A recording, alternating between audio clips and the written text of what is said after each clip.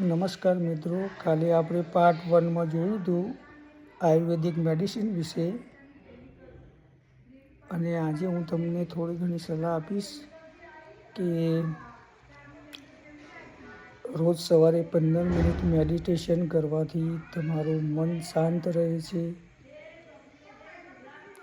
અને 15 મિનિટ યોગ કરો તો તમારી શરીર બી સારું રહે અને ફિટ બી રહેશે.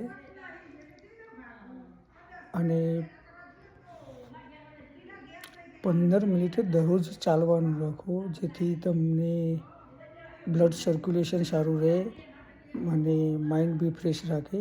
ચાલવાથી લગભગ 50 પ્રકારના રોગો દૂર થાય છે. અને બને ત્યાં સુધી કંઈક ના કંઈક પ્રવૃત્તિ કરતા રહો, જેથી તમને નેગેટિવ થોટ ના આવે.